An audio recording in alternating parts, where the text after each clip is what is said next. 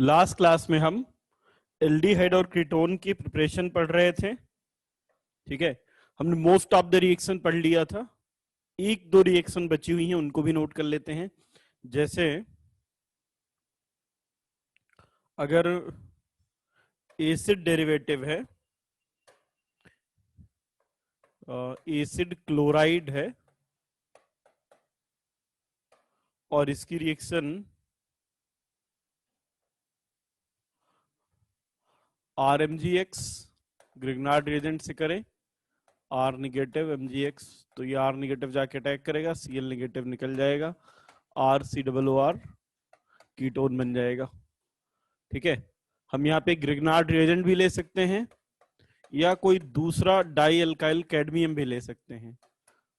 अगर die alkyl cadmium लिया जाए, now this is also source of R negative, ये भी जाके अटैक करेगा, Cl निगेटिव निकल जाएगा, तो ये RCOOR ये कीटोन बन जाएगा। So all these are properties of, ये सभी प्रिपरेशन हो जाएंगी कार्बोनाइल कंपाउंड की। नोट कर लीजिए इनको। ये लास्ट की दो रिएक्शन बची थी, इसके आगे हम नेक्स्ट टॉपिक में चलते हैं। ठीक है, प्लस यहाँ पे साथ में MgHCl बन जाएगा और यहाँ पे इसके 2 मॉलिक्यूल कंज्यूम होंगे और साथ में कैडमियम क्लोराइड बन जाएगा।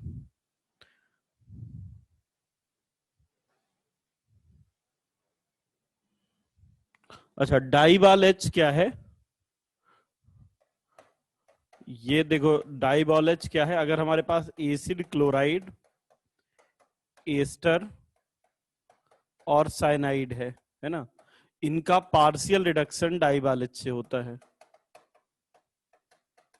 पार्शियल रिडक्शन होगा, कंप्लीट रिडक्शन होता तो यहाँ पे अल्कोहल बनता, पार्शियल से एल्डिहाइड, यहाँ पर भी एल्डिहाइड, साथ में यहाँ NH4 पॉजिटिव भी लेंगे तो ये H साथ में HCl बन जाएगा, यहाँ पे साथ में ROH बन जाएगा, और जब यहाँ पे डाइबाल H लेंगे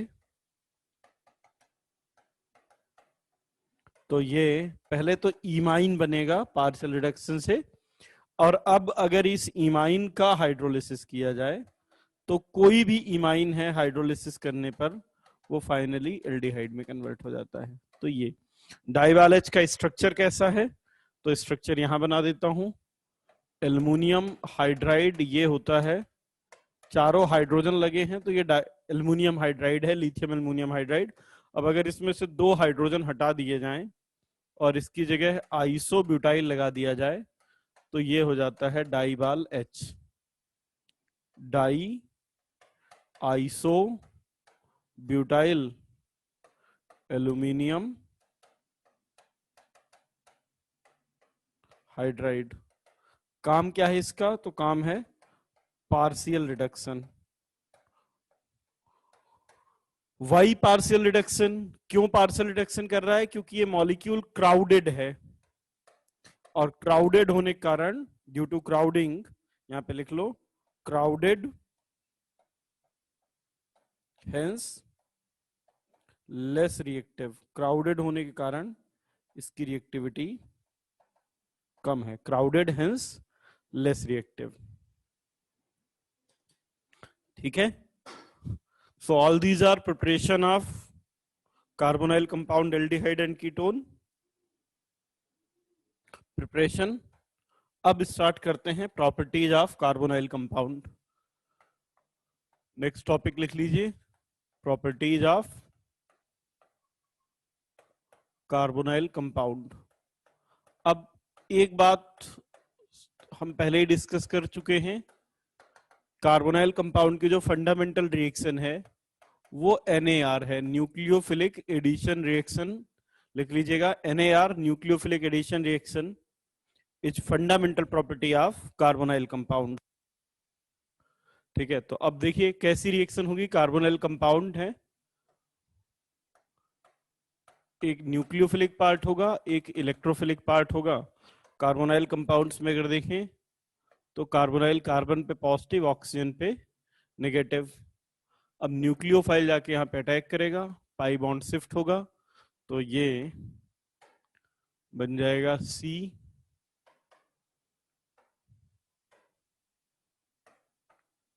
O पे नेगेटिव न्यूक्लियोफाइल, सेकेंड स्टेप में इलेक्ट्रोफाइल आकर के यहाँ पे पेयर ऑफ इलेक्ट्रॉन देगा, और फाइनली पॉजिटिव और नेगेटिव दोनों पार्ट एड हो चुके हैं, तो ये रिएक्शन हो गई न्यूक्लियोफिलिक। ओवरऑल एडिशन हुआ है तो एडिशन रिएक्शन।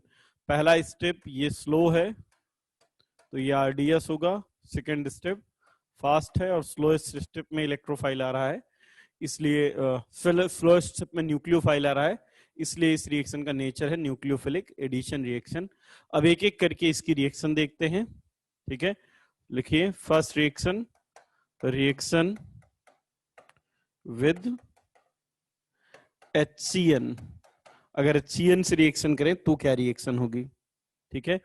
तो देखो RC double bond O carbonyl compound, ये एल्डिहाइड हो सकता है, कीटोन हो सकता है,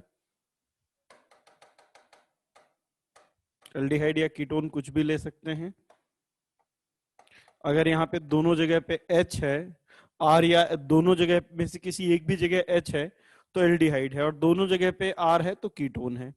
अगर इसकी रिएक्शन HCN के साथ करते हैं, H पॉजिटिव CN नेगेटिव, तो CN negative as a nucleophile attack करेगा, ये बॉन्ड यहाँ पर शिफ्ट होगा, तो ये बन जाएगा RCO नेगेटिव, ये H और ये CN। सेकेंड स्टेप में ये O नेगेटिव जाके H पॉजिटिव से कंबाइन होगा, तो ये बन जाएगा RCOH, H और CN। अब देखिए अगर मैं यहां पे R की जगह CH3 लगा दूं, ठीक है, तो R की जगह CH3 लगा दें तो ये एसिटल्डिहाइड हो गया, CH3CHO HCN के साथ रिएक्शन करें तो ये प्रोडक्ट बन जाएगा। यहाँ पे ये जो मॉलिक्यूल बना जिसमें OH और CN दोनों लगे हैं, इसका नाम होता है साइनोहाइड्रिन। इस कंपाउंड का नाम है साइनोहाइड्रिन। अब ये जो साइनोहाइड्रिन है इसमें साइनाइड ग्रुप प्रेजेंट है, और अगर साइनाइड ग्रुप प्रेजेंट है, इसकी रिएक्शन वाटर से किया जाए, एसिडिक मीडियम में हाइड्रोलिसिस किया जाए और पार्शियल हाइड्रोलिसिस किया जाए, तो पार्शियल हाइड्रोलिसिस करने पर ये OH, H, CH3 और COONH2 बनेगा एमाइड। अगर यहीं पे हाइड्रोलिसिस किया जाए और कंप्लीट हाइड्रोलिसिस हो, तो कंप्लीट हाइड्रोलिसिस करने पर OH, H, CH3 और जो ये CONH2 था, अमाइड का फर्दर हाइड्रोलिसिस किया जाए तो एसिड बन जाएगा। पार्शियल हाइड्रोलिसिस से एमाइड, कंप्लीट हाइड्रोलिसिस से एसिड।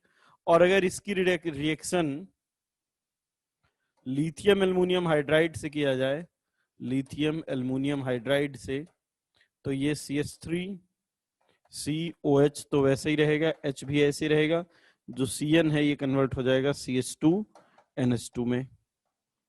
तो अब देखिए ये जो कंपाउंड बना ये है लैक्टामाइड, ये जो कंपाउंड है ये है लैक्टिक एसिड। अब इस रिएक्शन में HCN जो है, HCN वीक एसिड होता है। दो पॉइंट ध्यान रखिएगा, since HCN is weak acid, तो अगर वीक एसिड होगा तो उतना ज्यादा डिसोसिएट नहीं होता, इसलिए इसके साथ NaCN या KCN ऐड कर दिया जाता है, ठीक है। सो KCN और NaCN is added, NaCN add कर दिया जाता है। नॉर्मली तो हम क्या करते हैं कि या तो HCN के साथ KCN ले लेते हैं,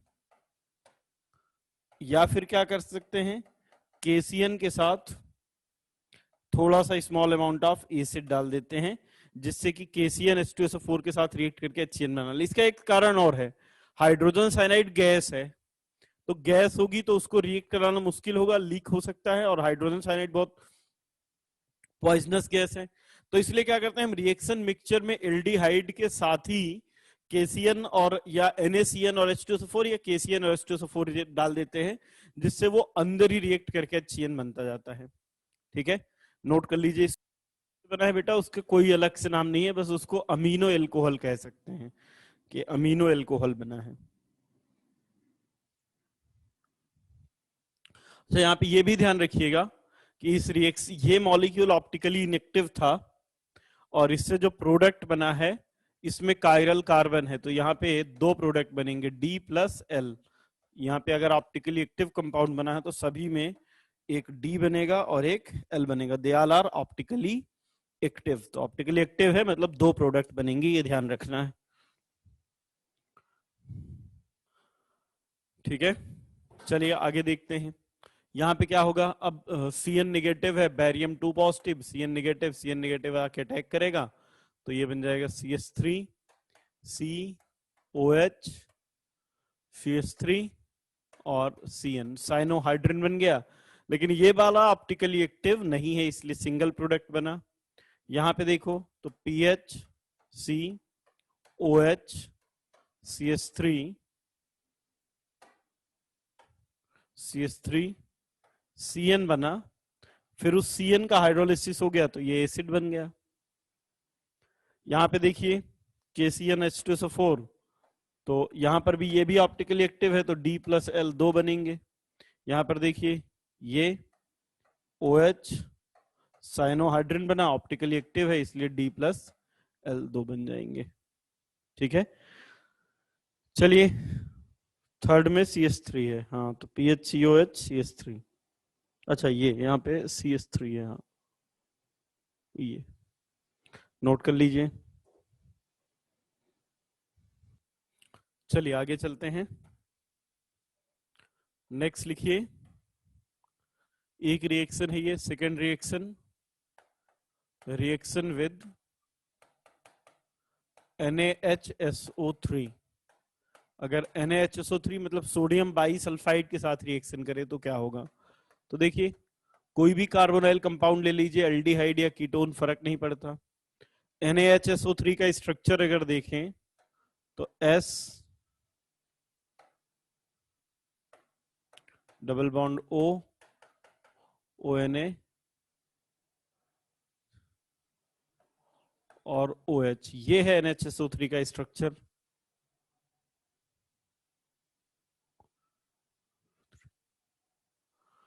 और ये हो गया सल्फर, सल्फर के पास है लोन पेयर, ये है NaHSO3। ठीक है ना, तो अब यहाँ पे sulphur as a nucleophile attack करेगा, सल्फर के पास लोन पेयर है, और अगर इसके पास लोन पेयर है तो ये एज ए न्यूक्लियोफाइल अटैक करेगा, ये बॉन्ड यहाँ पे शिफ्ट होगा।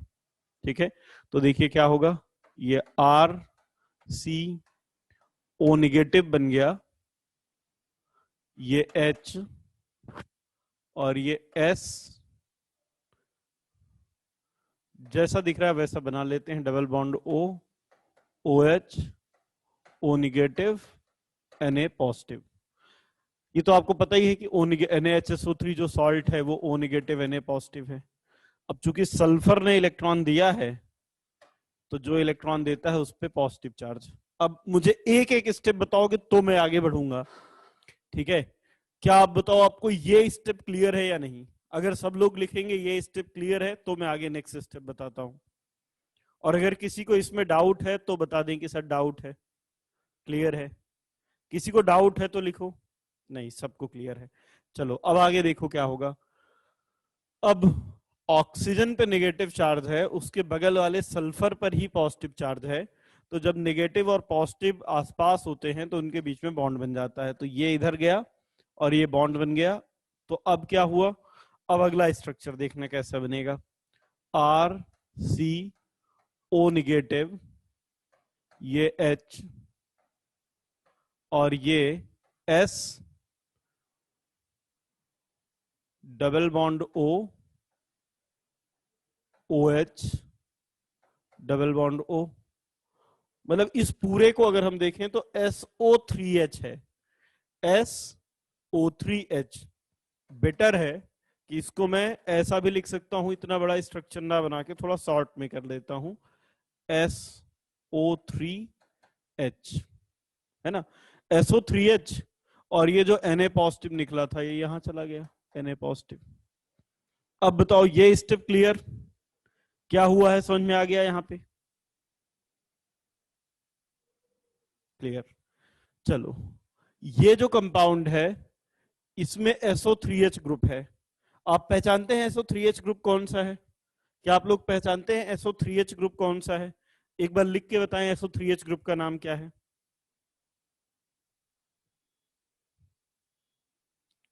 सल्फोनिल, सल्फोनिक एसिड है ये, बेसिकली सल्फोनिक एसिड है।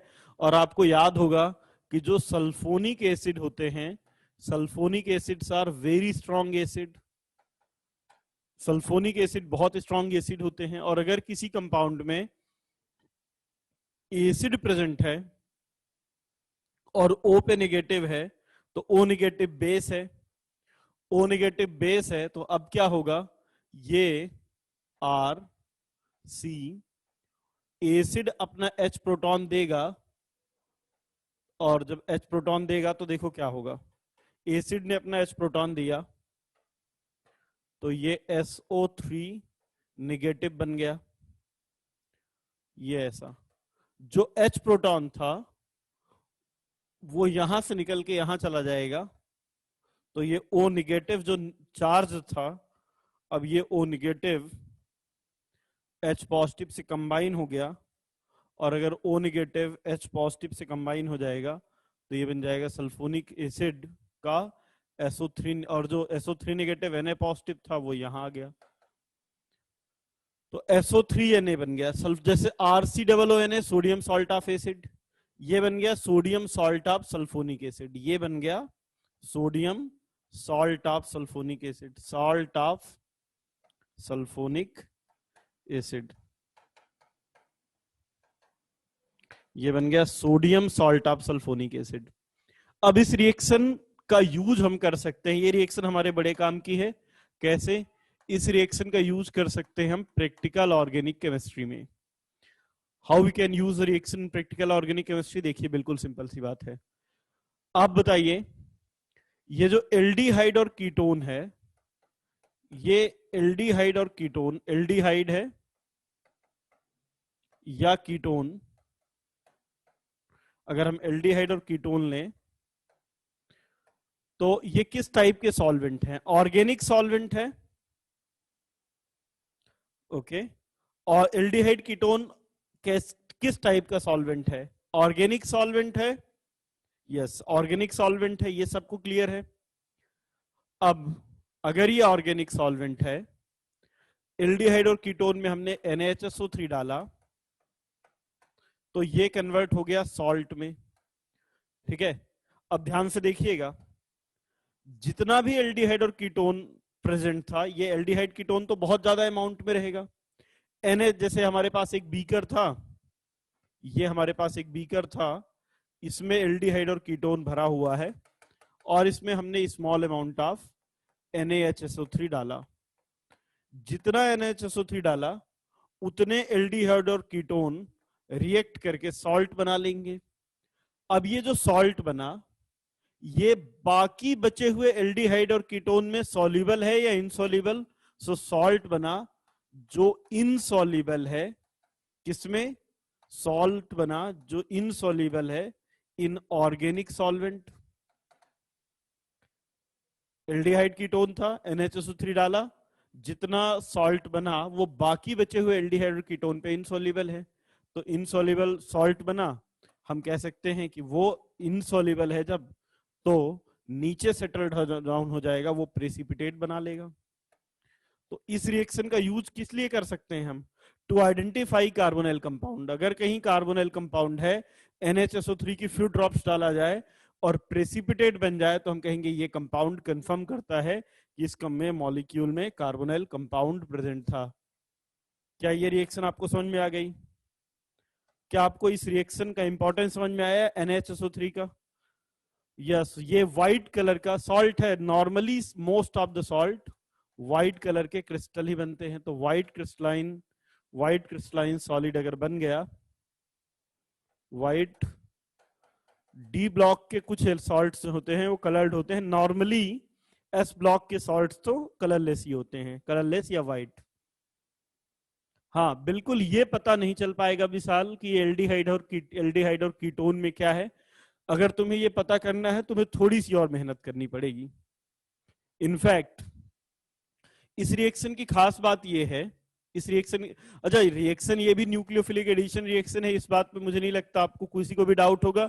इनफैक्ट एल्डिहाइड और कीटोन की जितनी भी रिएक्शन है, most of the reaction nucleophilic addition reaction होने वाली है, जिसमें न्यूक्लियोफाइल जाएगा अटैक करेगा, बॉन्ड शिफ्ट होगा, बाद में इलेक्ट्रोफाइल आकर के कंबाइन हो जाएगा। अब इस रिएक्शन की एक खास बात यह है कि यहां पर जो न्यूक्लियोफाइल है NaHSO3 is crowded nucleophile. Crowded nucleophile, nucleophile खुद कैसा है, क्राउडेड है, या हम कह सकते हैं न्यूक्लियोफाइल कैसा है, बल्की है। न्यूक्लियोफाइल कैसा है, बल्की न्यूक्लियोफाइल है। यार न्यूक्लियोफाइल खुद ही ऐसा है जिसमें 3-3 ऑक्सीजन है, नाइट्रोजन है, सल्फर है। तो जो बल्की न्यूक्लियोफाइल है उसकी प्रॉब्लम ये है कि ये लेस क्राउडेड से तो रिएक्ट कर लेगा लेकिन मोर क्राउडेड से रिएक्ट नहीं कर पाएगा।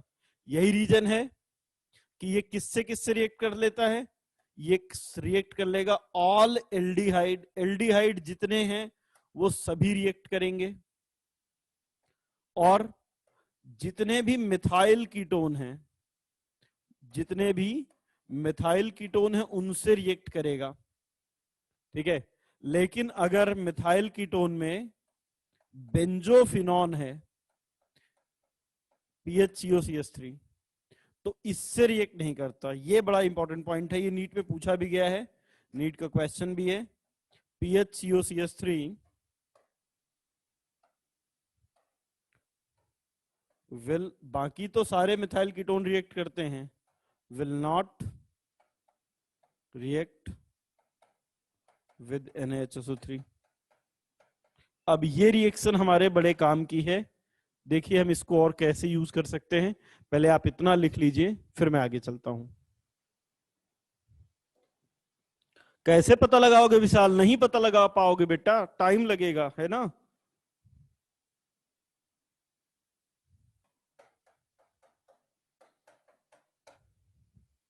ठीक है, अब अगर कोई भी कंपाउंड रिएक्ट करेगा तो आपको यस क्रॉस करना है, सही का निशान लगाना है, और गलत अगर नहीं करेगा तो क्रॉस लगा दीजिए। बताते जाइए, फर्स्ट करेगा, करेगा तो यस लिख दीजिए, फर्स्ट, यस ठीक है, फर्स्ट करेगा, ठीक है। चलिए देखते हैं, फर्स्ट चूंकि एल्डिहाइड है, एल्डिहाइड तो सभी करते हैं, ये एल्डिहाइड है, ये भी करेगा, एल्डिहाइड है, ये भी एल्डिहाइड है, और एल्डिहाइड तो जितने हैं वो सभी करेंगे।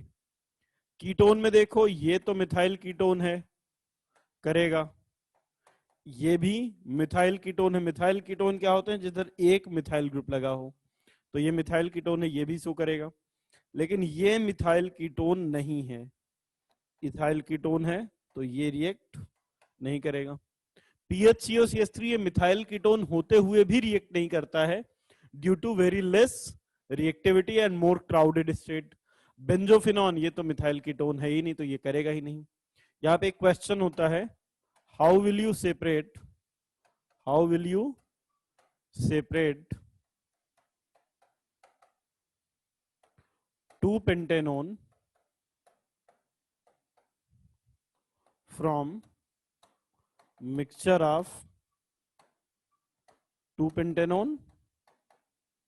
How will you separate 3-pentanone from mixture of 2-pentanone plus 3-pentanone? कैसे सेपरेट करें 2-pentanone 3-pentanone को? तो देखो, ये है हमारे पास 2-pentanone और ये है 3-pentanone, दोनों एक ही में मिले हुए हैं। इनकी रिएक्शन अगर NaHSO3 से रिएक्ट करे, अगर NaHSO3 से रिएक्ट करा जाए तो बताओ जरा कौन रिएक्ट करे के सॉल्ट बना लेगा, 2-pentanone या 3-pentanone? ये 1 है, ये 2 है, बताओ कौन सा रिएक्ट कर लेगा, 1 वाला या 2 वाला? फर्स्ट वाला ये रिएक्ट कर लेगा, ये रिएक्ट नहीं करेगा, तो ये रिएक्ट करके सॉल्ट बना लेगा, जबकि ये प्योर रहाएगा, रिएक्ट ही नहीं करेगा। तो बस सॉल्ट को छान के अलग कर लेंगे। सो आफ्टर फिल्ट्रेशन, अगर फिल्टर कर लिया जाए, अगर फिल्टर कर लिया जाए तो after filtration we get 3 pentanone. 3 pentanone मच जाएगा, जबकि 2 पेंटेनोन के क्रिस्टल बचे रह जाएंगे। तो इस तरह से हम इसको सेपरेट कर सकते हैं। नोट कर लीजिए, फिर आगे चलते हैं नेक्स्ट रिएक्शन में। 2 रिएक्शन पढ़नी, reaction with HCN, reaction with NaHSO3। Next, note कर लिया यहां तक, आगे चलते हैं। नेक्स्ट लिखिए, reaction with water. Third reaction है रिएक्शन विद H2O। ठीक है, अगर कार्बोनाइल कंपाउंड है, इसकी रिएक्शन वाटर से करें, तो ये रिएक्शन एसिडिक मीडियम और बेसिक मीडियम दोनों में हो सकती है। ठीक है, अगर कार्बोनाइल कंपाउंड है, एसिडिक मीडियम बेसिक मीडियम दोनों में हो सकती है। जैसे C double bond O R H, aldehyde ले लेते हैं। अगर एसिडिक मीडियम में देखें तो कैसे रिएक्शन होगी? सबसे पहले तो ऑक्सीजन के पास पेयर ऑफ इलेक्ट्रॉन है, तो पहले इसका प्रोटोनेशन हो जाएगा। एसिडिक मीडियम में कार्बोनाइल ग्रुप की इलेक्ट्रोफिलिसिटी, यहाँ पे ये कार्बोनाइल ग्रुप जो है ये बिहेव करता है इलेक्ट्रोफाइल की तरह, क्योंकि कार्बन पे पॉजिटिव चार्ज है। अब क्या हुआ, अगर एसिडिक मीडियम लेंगे तो ऑक्सीजन प्रोटोनेट हो जाएगा, जिसके कारण इसकी एक नेचुरल टेंडेंसी होगी ऑक्सीजन की ओर शिफ्ट करने की। तो जब ऑक्सीजन की ओर शिफ्ट होगा तो कार्बन पर पॉजिटिव चार्ज बढ़ जाता है। इसलिए जब एसिडिक मीडियम लेते हैं तो इलेक्ट्रोफाइल की इलेक्ट्रोफिलिसिटी बढ़ जाती है। अब वाटर जो कि एक वीक न्यूक्लियोफाइल है, वो यहां पर आसानी से अटैक कर सकता है। वाटर जो कि वीक न्यूक्लियोफाइल था, यहां से अटैक करेगा, ये वाटर का अटैक यहां से, तो ये बन गया CrH,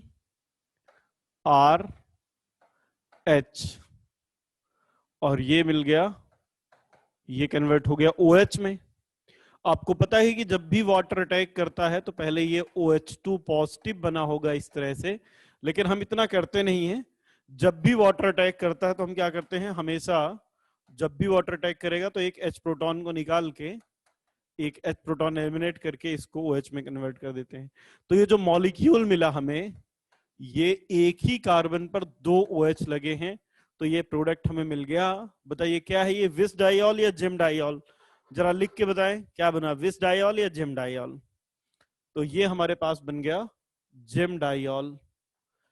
अब देखो जिम डाइऑल में प्रॉब्लम ये है कि ऑक्सीजन ऑक्सीजन लोन पेयर है। लोन पेयर रिपल्सन के कारण हमने पहले भी कहा है कि एक कार्बन पर 2 OH अनस्टेबल है, और अगर अनस्टेबल है तो यहां से वाटर निकल जाएगा, और इसलिए रिएक्शन रिवर्सिबल है। एसिडिक मीडियम में एल्डिहाइड कन्वर्ट होगा जिम डाइऑल में, जिम डाइऑल अगेन कन्वर्ट हो जाएगा कार्बोनाइल कंपाउंड और वाटर में। तो ये रिएक्शन कैसी हो गई, रिवर्सिबल रिएक्शन। इनफैक्ट एसिडिक हो या बेसिक मीडियम, अगर बेसिक मीडियम होता तब भी रिएक्शन तब भी रिवर्सिबल होती, बस मैकेनिज्म थोड़ा सा चेंज हो जाएगा। OH नेगेटिव और वाटर ले लें तो अब OH नेगेटिव अटैक करेगा, ये शिफ्ट हुआ तो ये बन जाएगा CrH, ये OH, और ये शिफ्ट होकर के O नेगेटिव। अब आपको पता है कि O नेगेटिव जो है बेस है, और बेस होने के कारण ये जब वाटर ले रखा है तो ये O नेगेटिव अपने पेयर ऑफ इलेक्ट्रॉन H को देगा, ये OH नेगेटिव एलिमिनेट हो गया, और ये बन गया CrH OH। तो चाहे मीडियम एसिडिक हो या बेसिक कोई फर्क नहीं पड़ता, जिम डाइऑल बनेगा। और जिम डाइऑल नॉर्मली क्या है, अनस्टेबल है due to lone pair repulsion. But there are various factor which can increase stability of gem diol. Normally अगर देखें तो ये रिएक्शन रिवर्सिबल है, और इक्विलिब्रियम कांस्टेंट की वैल्यू लेस देन 1 है, और अगर इक्विलिब्रियम कांस्टेंट की वैल्यू लेस देन 1 है, इसका मतलब ये है कि in most of the cases equilibrium is shift towards left direction. Equilibrium किधर शिफ्टेड है? Towards left. ठीक है, जैसे मोस्ट ऑफ द केस में देखें तो वो एल्डिहाइड ज्यादा एग्जिस्ट करेगा, जेम डाइऑल कम स्टेबल बनेगा। But stability of gem diol, कुछ फैक्टर्स ऐसे हैं जो जेम डाइऑल की स्टेबिलिटी बढ़ा सकते हैं। अगर जेम डाइऑल हाइड्रोजन बॉन्ड बना ले तो हाइड्रोजन बॉन्ड बना के स्टेबल हो सकता है। ठीक है, दूसरा, अगर यहां पर इलेक्ट्रॉन विड्रॉइंग ग्रुप लगे हों, तो जब इलेक्ट्रॉन विड्रॉइंग ग्रुप लगे होंगे तो जितने ज्यादा electron withdrawing group carbonyl carbon से लगे होंगे, पॉजिटिव चार्ज उतना ज्यादा होगा और उतना ज्यादा न्यूक्लियोफाइल आसानी से अटैक कर पाएगा। और जब न्यूक्लियोफाइल आसानी से अटैक कर पाएगा तो फिर रिएक्शन फॉरवर्ड डायरेक्शन में ज्यादा जाएगी। दूसरा, अगर यहाँ पे इलेक्ट्रॉन विड्रॉइंग ग्रुप लगा है तो ये लोन पेयर को, इलेक्ट्रॉन को अपनी ओर खींच लेगा और लोन पेयर रिपल्सन को कम कर देगा, तो इलेक्ट्रॉन विड्रॉइंग ग्रुप। लेकिन अगर आपने उल्टा किया, आपने क्राउडिंग बढ़ा दिया, मतलब अगर कार्बोनाइल कार्बन क्राउडिंग बढ़ा दिया, उसकी रिएक्टिविटी कम हो गई, तो फिर न्यूक्लियोफाइल उतना आसानी से अटैक नहीं कर पाएगा। तो कब जेम डायल स्टेबल होंगे? जब हाइड्रोजन बॉन्ड बन जाए, जब इलेक्ट्रॉन विड्रॉइंग ग्रुप प्रेजेंट हो, या क्राउडिंग ना हो, या लेस क्राउडेड मॉलिक्यूल हो। नोट कीजिए इसको। फिर एग्जांपल के थ्रू मैं एक्सप्लेन करता हूं कि कब जेम डाइऑल ज्यादा स्टेबल होंगे। देखो बेटा, इक्विलिब्रियम क्या है? इक्विलिब्रियम लेस देन 1 है जब जेम डाइऑल अनस्टेबल है। मतलब अगर जेम डाइऑल अनस्टेबल है तो रिएक्शन लेफ्ट डायरेक्शन में जाएगी। अगर लेफ्ट डायरेक्शन में जा रही है मतलब प्रोडक्ट का अमाउंट कम, रिएक्टेंट का अमाउंट ज्यादा। तो अगर प्रोडक्ट कम है, रिएक्टेंट ज्यादा है, तो वैल्यू लेस देन 1। और अगर इक्विलिब्रियम कांस्टेंट की वैल्यू ग्रेटर देन 1 है, मतलब अब मॉलिक्यूल जेम डाइऑल स्टेबल है। सीधी सी बात यह है, जब जेम डाइऑल स्टेबल होगा तो रिएक्शन फॉरवर्ड डायरेक्शन में जाएगी। फॉरवर्ड डायरेक्शन में जाएगी तो प्रोडक्ट ज्यादा ज्यादा, अरे यार बड़ा सिंपल रूल है, ज्यादा में से कम को डिवाइड करोगे तो वैल्यू ग्रेटर देन 1 आएगी, कम में से ज्यादा को डिवाइड करोगे वैल्यू लेस देन 1 आएगी। ठीक है, चलें आगे। ओके, अब जैसे हमारे पास फॉर्मेल्डिहाइड है, एसिटल्डिहाइड है और एसीटोन है। अगर इनकी रिएक्शन, सबकी रिएक्शन वाटर के साथ करें, either it is acid catalysed और बेस कैटलाइज्ड, नो मैटर, कोई फर्क नहीं पड़ता कि आपने एसिड कैटलाइज किया है या base, small amount of acid या बेस। यहां पे क्या बन जाएगा? HCH OH, कोई भी क्राउडिंग नहीं है। यहां पे थोड़ा सा क्राउडिंग है बट लेस क्राउडिंग है। और यहां पे मैक्सिमम क्राउडिंग है। तो अब यहां पे इक्विलिब्रियम कांस्टेंट की वैल्यू ग्रेटर देन 1 है, यहां पर इक्विलिब्रियम कांस्टेंट की वैल्यू 1 है और यहां पे इक्विलिब्रियम कांस्टेंट की वैल्यू लेस देन 1 है। क्यों? क्योंकि देखिए यहां पे 99% इनॉल एग्जिस्ट करता है, यहाँ पे 99% कीटो एग्जिस्ट करता है और यहाँ पे दोनों 50-50% एग्जिस्ट करते हैं। तो अगर दोनों का अमाउंट इक्वल हुआ, प्रोडक्ट रिएक्टेंट, तो इक्विलिब्रियम कांस्टेंट की वैल्यू 1। अगर प्रोडक्ट ज्यादा है, प्रोडक्ट कम है, रिएक्टेंट ज्यादा, तो लेस देन 1। अगर प्रोडक्ट ज्यादा है तो इक्विलिब्रियम कांस्टेंट की वैल्यू ग्रेटर देन 1। यहाँ पर सबसे कम क्यों है? क्योंकि यहाँ पे इलेक्ट्रॉनिक क्राउडिंग है, यहाँ पे क्राउडिंग कम है, यहाँ मिनिमम है। और ये जो कंपाउंड है उसको बोलते हैं फॉर्मालिन, फॉर्मल्डिहाइड, जो इन वाटर फॉर्मालिन, नाम सुना होगा आपको, आपने इसका। जो स्पीसीज होती हैं बायो में, उनको इसमें प्रिजर्व करके रखा जाता है। ठीक है, और भी कुछ मॉलिक्यूल हैं, जैसे अगर ट्राई क्लोरो एसिटल्डिहाइड है, और देखिए कौन से फैक्टर, ये तो क्राउडिंग वाला फैक्टर था, और देखिए जैसे ये ट्राई क्लोरो एसिटल्डिहाइड है, अगर इसको, अगर इसकी रिएक्शन वाटर से किया जाए तो यहाँ पे ये बना लेगा इस तरह से OH डायॉल। और डायॉल बनने का जो रीजन है वो रीजन ये है कि अब ये जो डायॉल बना है ये हाइड्रोजन बॉन्ड से स्टेबलाइज्ड है, stabilized by, stabilized by hydrogen bond. ठीक है, और भी कुछ मॉलिक्यूल है जो इस तरह से हाइड्रोजन बॉन्ड बनाकर स्टेबलाइज्ड होते हैं। आप ये एग्जांपल लिख लीजिए, फिर मैं कुछ और एग्जांपल लेता हूं।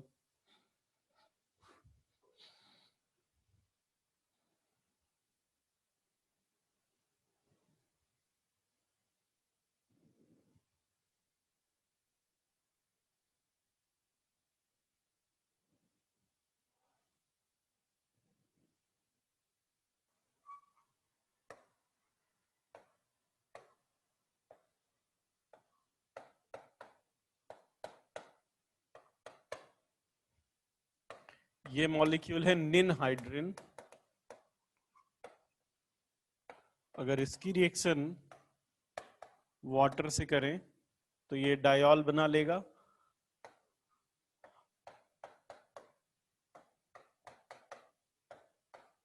COH OH, और ये जो डायॉल बना ये कंपैरेटिवली स्टेबल भी है, और उसका रीजन ये है कि ये यहाँ पे हाइड्रोजन बॉन्ड से स्टेबलाइज्ड होगा। ठीक है, जैसे मान लीजिए ये कंपाउंड है और इसकी रिएक्शन H2O से करें